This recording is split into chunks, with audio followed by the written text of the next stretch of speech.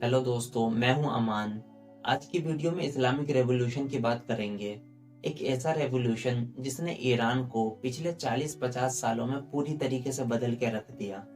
1979 से पहले तक ईरान एक सेकुलर कंट्री हुआ करता था, जो आज एक थियोक्रेसी यानी रिलीजियस स्टेट बना हुआ है। शुरू से शुरू करते हैं। ईरान में 1925 में रेजा शाह पहलवी सत्ता में आए। वे थे तो एक मोनार्क, लेकिन सेकुलर माइंड सेट के थे और उन्होंने सेकुलरिज्म को अपनाया भी। कई प्रोग्रेसिव स्टेप उठाए, जैसे पोलीगेमी यानी एक समय में एक से ज्यादा शादियों को बैन कर दिया। इसी तरीके से जेंडर इक्वेलिटी के लिए कई स्टेप लिए। इकोनॉमिक रिफॉर्म्स में भी इनका अच्छा कंट्रीब्यूशन रहा। रोड कंस्ट्रक्शन प्रोजेक्ट शुरू किए गए, जिससे ईरान में हाईवे की लंबाई 2000 माइल से बढ़कर 40,000 माइल तक हो गई। मॉडर्न एजुकेशन इंट्रोड्यूस किया गया और ईरान की first university of Tehran establish की गई। लेकिन एक दिक्कत थी, रेजा शाह पहलवी बहुत एग्रेसिवली ईरान को एक सेकुलर कंट्री के रूप में एस्टेब्लिश करने की जिद पाले हुए थे, जिसके लिए शायद ईरान उस समय तैयार नहीं था। और उनकी यही जिद इस्लामिक रेवोल्यूशन की सबसे बड़ी वजह बनी। उन्होंने इस्लामिक लॉज को पूरी तरीके से खारिज करके नए लॉज बनाए। ईरान में मेजोरिटी शिया मुस्लिम्स की है, जिनके लिए मुहर्रम की बहुत इंपॉर्टेंस है। इन्होंने मुहर्रम जुलूस निकालना ही बैन कर दिया। इसी तरीके से हिजाब ओढ़ना, दाढ़ी रखना पूरी तरीके से बैन कर दिया गया। यहाँ तक कि वे महिलाएं जो अपनी चॉइस से हिजाब चुनती थी, उन्हें भी फोर्सफुली रोक दिया गया। 1941 में रेजा शाह पहलवी के बेटे मोहम्मद रेजा पहलवी सत्ता में आए। उन्होंने इन नियमों में कुछ छूट दी, क्योंकि वो भी सेकुलर माइंडसेट के थे। उन्होंने भी लार्ज स्केल पर कई शानदार रिफॉर्म्स जारी रखे, जिन्हें व्हाइट रेवोल्यूशन कहा गया। उन्होंने लैंड रिफॉर्म्स को लागू करते हुए सामंतवाद को समाप्त कर दिया। बड़े लैंड ओनर्स से जमीनों को लेकर स्मॉल फार्मर्स में रीडिस्ट्रीब्यूट कर दी गई। इससे 40% ऑफ ईरानियन पीपल, जो कभी स्लेव की तरह फार्मिंग करते थे, अब अपनी जमीन पर एज अ ओनर खेती कर सकते थे। 1964 टू 70 के बीच एग्रीकल्चरल प्रोडक्शन में 80% की ग्रोथ देखने को मिली। इन्होंने वाटर रिसोर्सेज का नेशनलाइजेशन किया और कई डैम्स बनाए। इससे सिंचाई की जाने वाली भूमि, जो 1968 में केवल 2 मिलियन एकड़ में थी, 1977 के आते आते 5.6 मिलियन एकड़ में फैल चुकी थी। 26 रीजन्स में more than 9 million trees plant किए गए। इससे शहर के आसपास का एक लार्ज एरिया ग्रीन बेल्ट के अंदर आ सका। फ्री एंड कंपलसरी एजुकेशन लागू की गई और सैकड़ों गांवों में प्राइमरी स्कूल्स बिल्ड किए गए। उस समय more than 1 lakh Iranian abroad में भी स्टडी कर रहे थे, जिसमें से आधे अकेले यूएसए में थे। इन्होंने कई दूसरे प्रोग्रेसिव स्टेप भी लिए, जैसे रिलीजियस लीडर्स के क्रिटिसिज्म के बावजूद महिलाओं को वोटिंग राइट और इलेक्शन लड़ने का अधिकार दिया। इसी का रिजल्ट था कि मिड 1970 में 6 वुमेन पार्लियामेंट के लिए इलेक्ट की गई। फारूको परसा एजुकेशन मिनिस्टर बनी। वो फर्स्ट ईरानियन वुमन थी जिन्होंने कैबिनेट की पोस्ट होल्ड की थी। Health sector, education sector, police force सभी में महिलाएं पार्टिसिपेट करने लगी थी। 1969 में जुडिशरी को भी महिलाओं के लिए खोल दिया गया और 5 फीमेल जजेस अपॉइंट की गई, जिसमें नोबेल विनर शेरीन एबादी भी शामिल थी। 1975 में फैमिली प्रोटेक्शन लॉ लाया गया, जिसके तहत child custody, guardianship, divorce and marriage में महिलाओं को इक्वल राइट दिए गए। मिनिमम एज ऑफ मैरिज को इंक्रीज करके फीमेल्स के लिए 18 इयर्स और मेल के लिए 20 इयर्स कर दी गई। पॉलीगेमी को प्रैक्टिकली एलिमिनेट कर दिया गया। लेबर लॉज से जेंडर डिस्क्रिमिनेशन को दूर किया गया और equal pay for equal right का कॉन्सेप्ट लाया गया। इससे पहले तक फीमेल्स को कंपैरेटिवली कम सैलरी पे की जाती थी। 1978 में nearly 40% of Iranian women 6th standard से ज्यादा लिटरेट थी। यूनिवर्सिटीज में 33% वुमेन थी। व्हाइट रेवोल्यूशन का सबसे ज्यादा बेनिफिट एजुकेशनल इंस्टीट्यूशंस में देखने को मिला।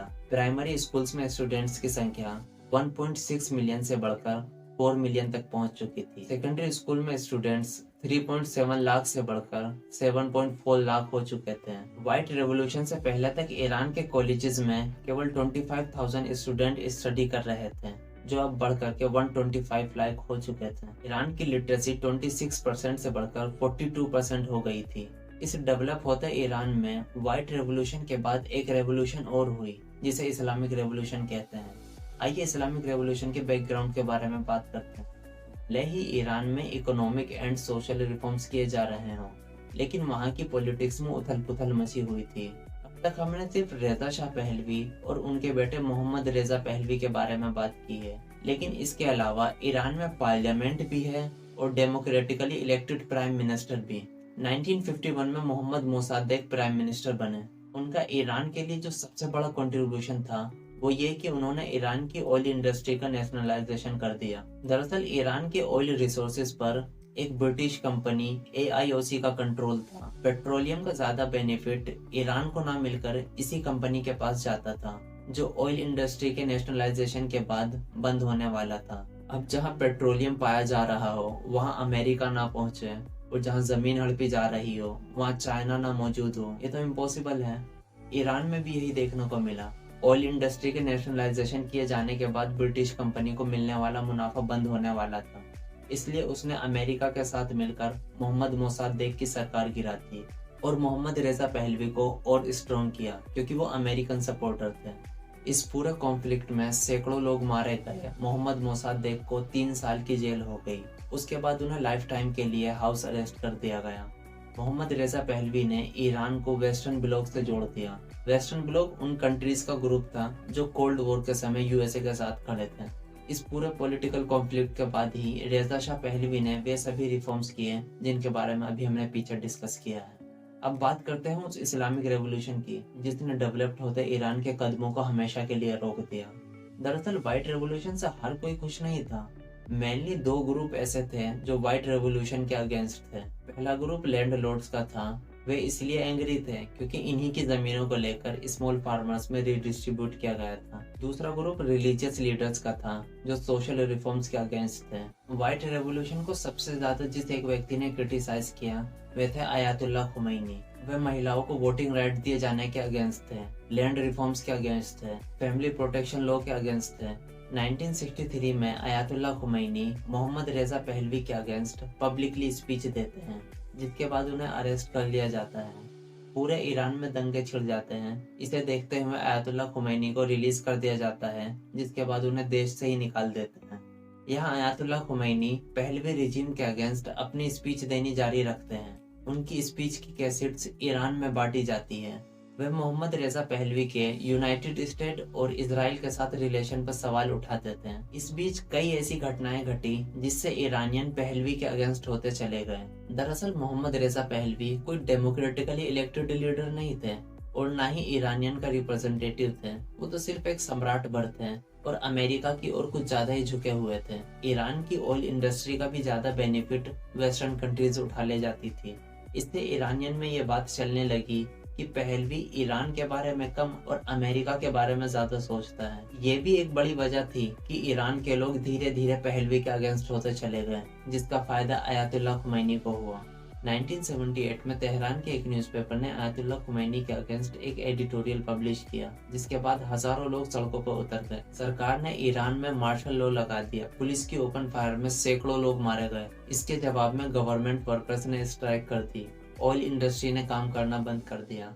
फिर एक ऐसी खौफनाक घटना घटती है जो मोहम्मद शाह पहलवी के ताबूत में आखिरी कील साबित हुई। ईरान में सैकड़ों लोगों से भरे हुए सिनेमा को आग लगा दिया गया, जिसमें 470 लोग मारे गए। लाखों लोग ईरान की सड़कों पर पहलवी के अगेंस्ट प्रोटेस्ट कर रहे थे और आयतुल्लाह खुमैनी को वापस लाने की मांग कर रहे थे। फिर आया जनवरी 1979 का दिन। मोहम्मद रेजा पहलवी ईरान छोड़कर भाग गए और फरवरी में आयतुल्लाह खुमैनी ईरान लौट आए। लाखों लोग उनका स्वागत करने के लिए तेहरान में इकट्ठा हुए। ईरान में सत्ता संभालते ही आयतुल्लाह खुमैनी एक रेफरेंडम के थ्रू ईरान को एक सेकुलर कंट्री से एक रिलीजियस स्टेट बना देते हैं। ईरान में पार्लियामेंट भी स्टेब्लिश की गई और सरकार भी, लेकिन इन दोनों के ऊपर एक पद और बनाया गया। वो था सुप्रीम लीडर ऑफ ईरान का पद, जिस पर आयतुल्लाह खुमैनी बैठे। वहाँ के प्राइम मिनिस्टर को इन्हें रिपोर्ट करना होता है।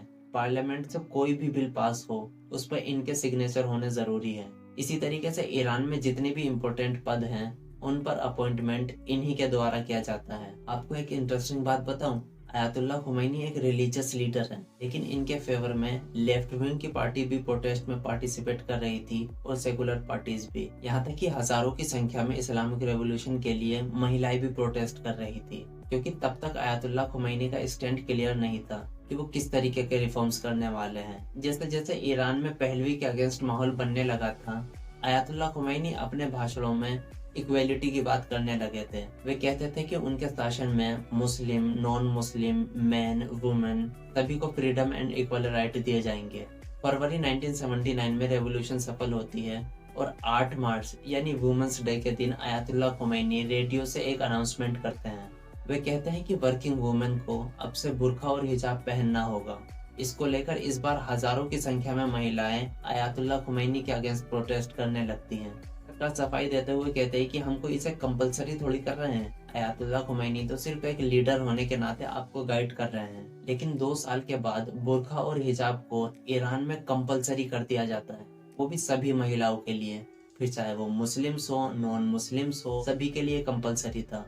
और हिजाब ना पहनना या सही से ना पहनना पनिशेबल ऑफेंस माना जाएगा और 3 तरीके से पनिशमेंट दी जा सकती है। या तो 100 रुपए से लेकर 1000 रुपए तक का फाइन लगाया जा सकता है, या 10 से 60 दिन की जेल हो सकती है, या फिर 74 कोड़े मारने की सजा दी जा सकती है। महिलाओं ने हिजाब सही से पहन रखा है या नहीं पहन रखा है, इसके लिए मोरालिटी पुलिस तैनात की गई। जैसे ट्रैफिक पुलिस होती है ये देखने के लिए कि लोग सही से गाड़ी चला रहे हैं या नहीं, ऐसा इन्होंने मोरालिटी पुलिस बना दी, जिसका काम ये देखना होगा कि महिलाएं सही से हिजाब पहन रही है या नहीं। इस बार भी प्रोटेस्ट हुए, लेकिन सरकार इतनी पावरफुल हो चुकी थी कि उसने इन प्रोटेस्ट को आसानी से दबा दिया। इसके बाद आयतुल्लाह खुमैनी ने एक एक करके उन सभी रिफॉर्म्स को पलटने शुरू कर दिए जो पहलवी रिजीम के दौरान किए गए थे। उन्होंने फैमिली प्रोटेक्शन लॉ को ही खारिज कर दिया, जिसके तहत महिलाओं को child custody, guardianship, divorce and marriage में इक्वल राइट दिए गए। इन्होंने मिनिमम एज ऑफ मैरिज को डिक्रीज करके वापस फीमेल्स के लिए 13 इयर्स और मेल के लिए 15 इयर्स कर दी। यानी अब ईरान में 13 साल की लड़की की भी शादी की जा सकती है। इसी तरीके से पॉलीगेमी जो खत्म कर दी गई थी, इन्होंने दोबारा लीगल वैलिडेशन दे दी।